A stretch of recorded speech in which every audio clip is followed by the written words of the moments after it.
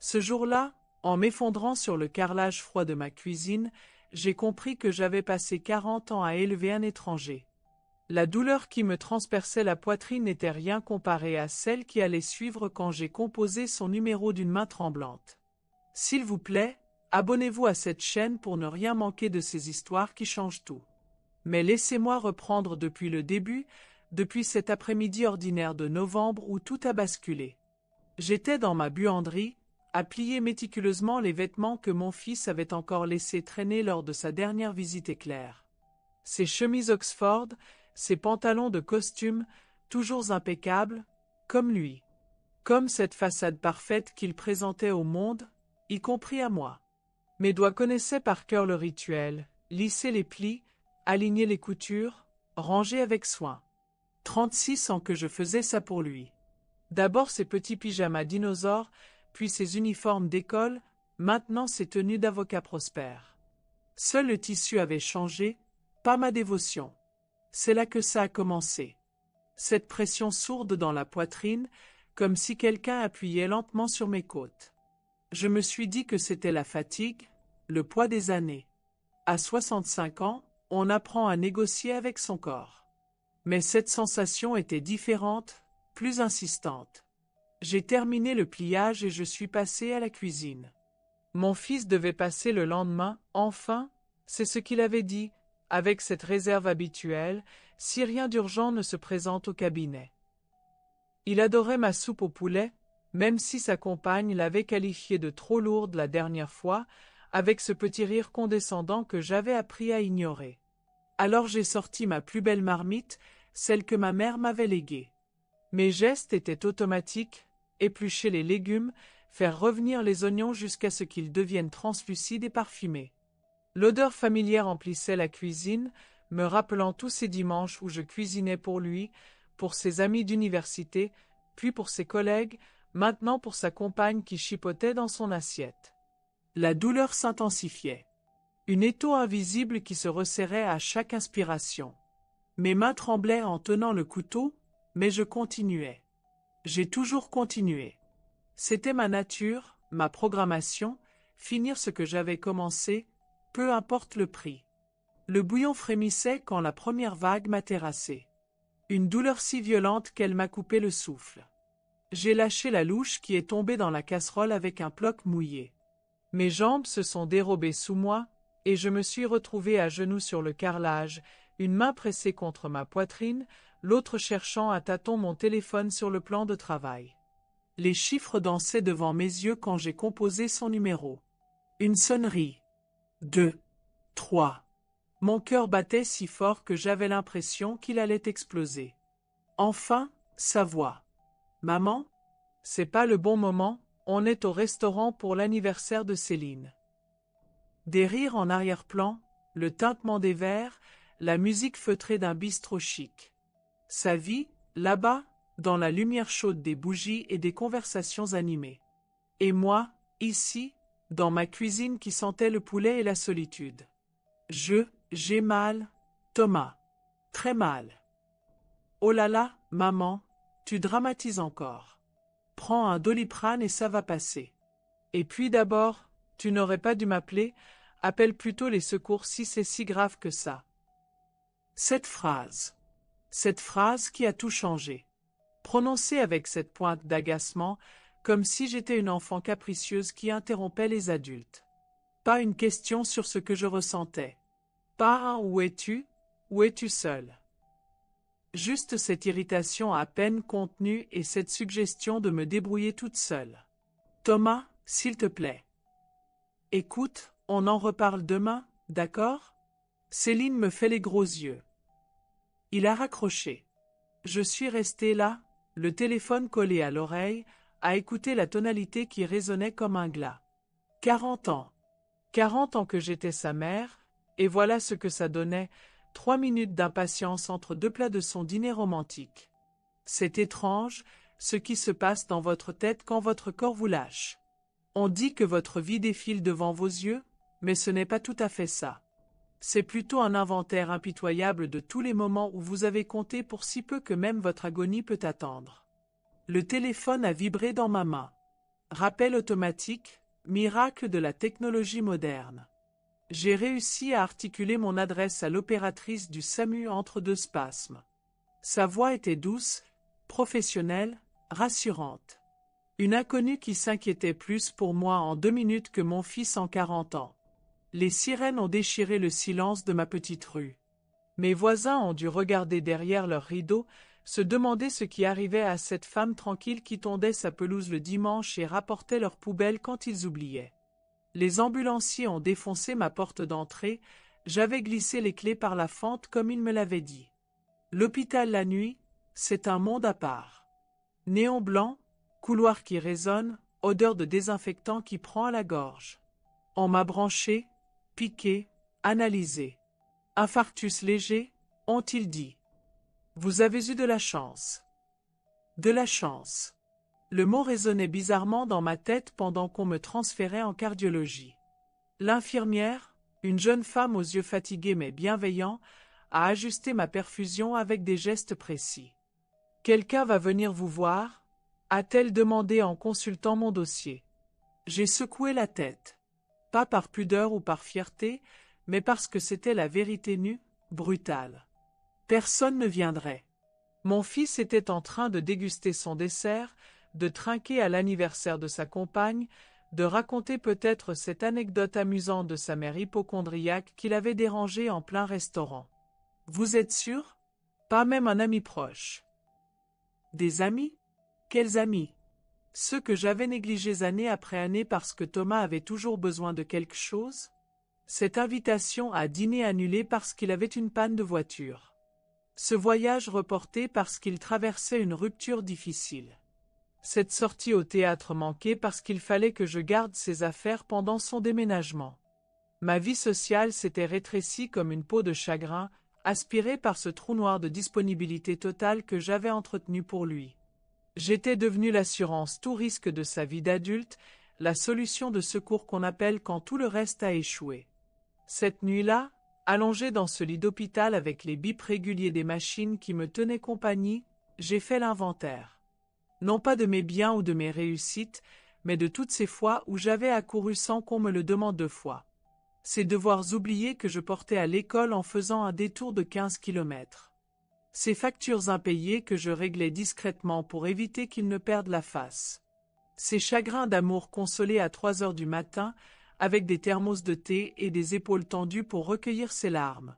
Ces réussites professionnelles que j'avais célébrées en solitaire parce qu'il était trop occupé pour partager.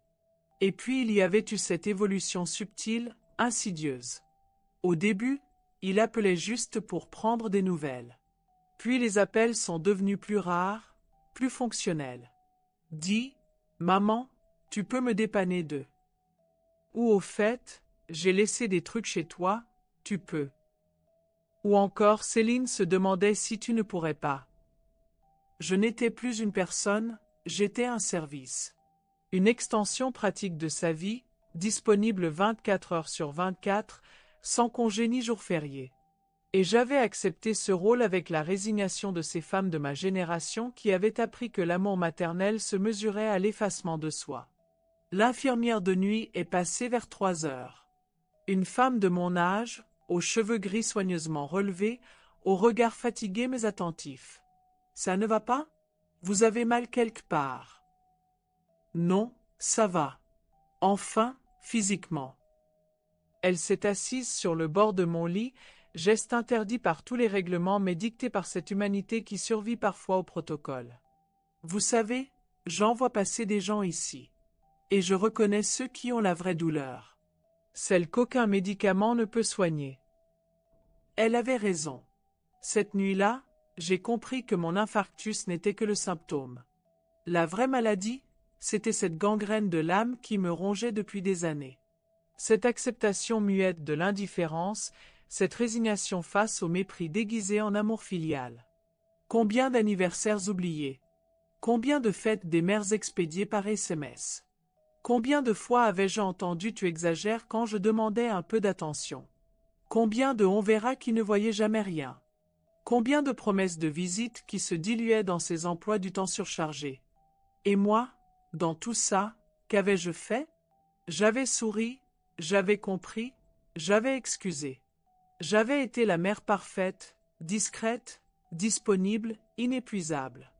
Je m'étais transformé en distributeur automatique d'amour inconditionnel, et la machine était en train de tomber en panne.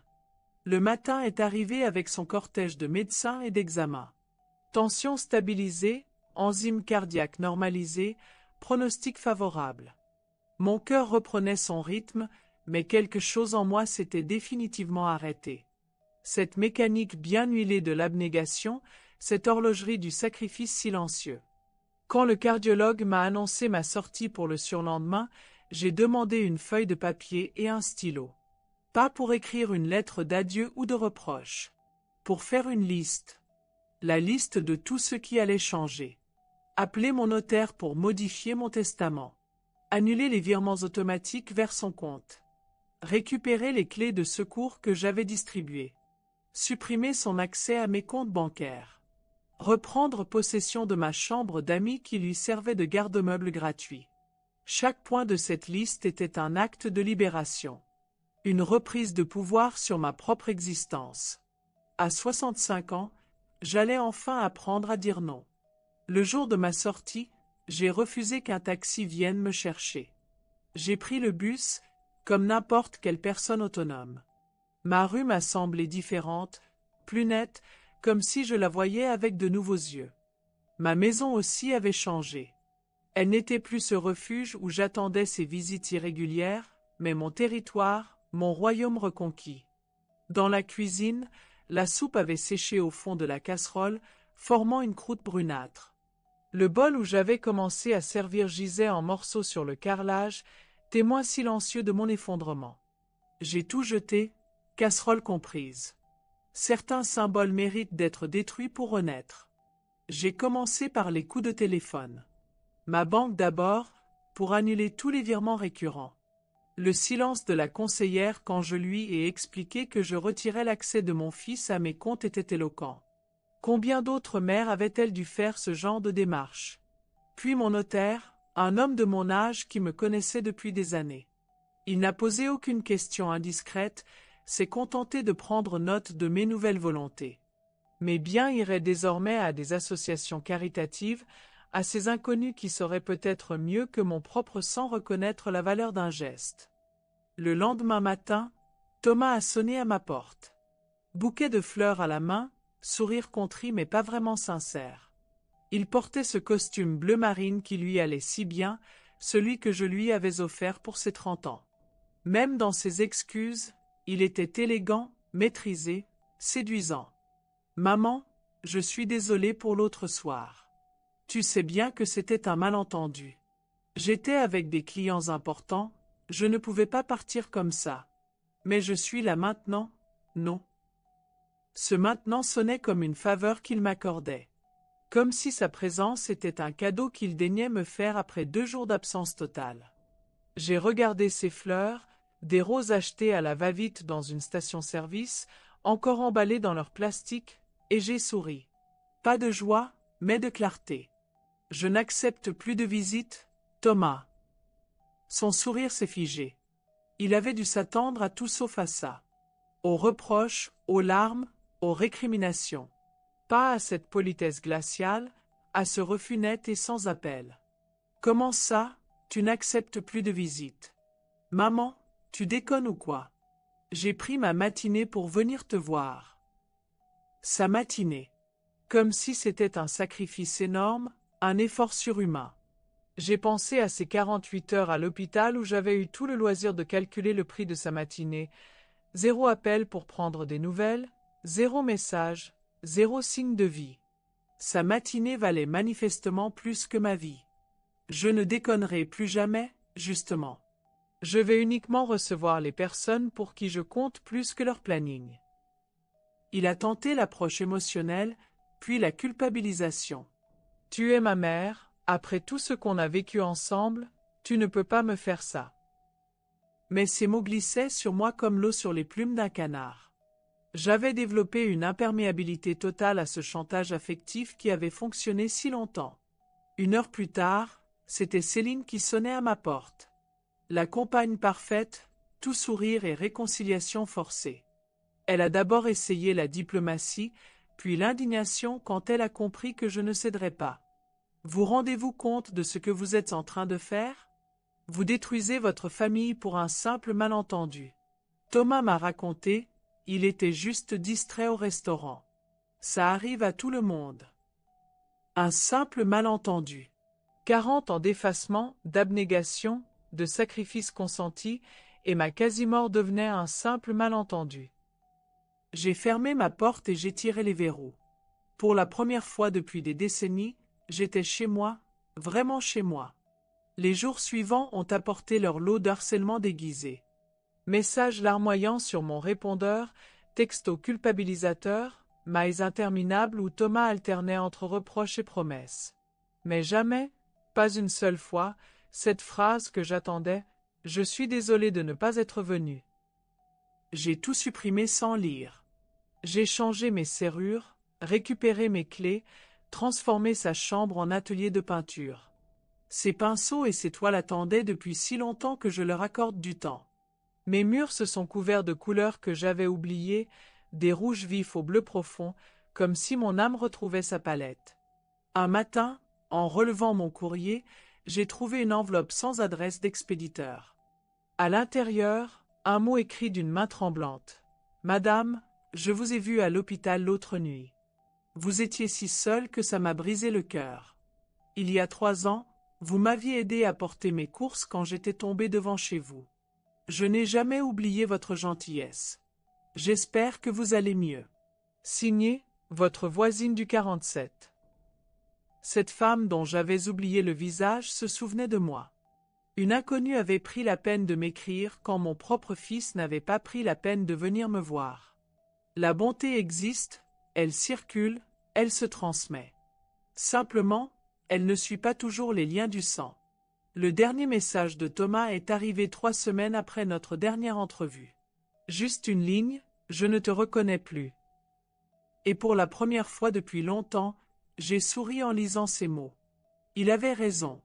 Il ne me reconnaissait plus parce que je n'étais plus celle qui se niait pour exister dans sa vie. J'étais devenue celle qui se choisissait enfin. Celle qui comprenait sa valeur sans avoir besoin qu'on la lui confirme. Celle qui ne mendiait plus l'amour de ceux qui ne savent pas le donner. Aujourd'hui, assise près de ma fenêtre avec ma tasse de thé, je regarde la pluie dessiner des rivières sur le verre. Mon cœur bat régulièrement, paisiblement.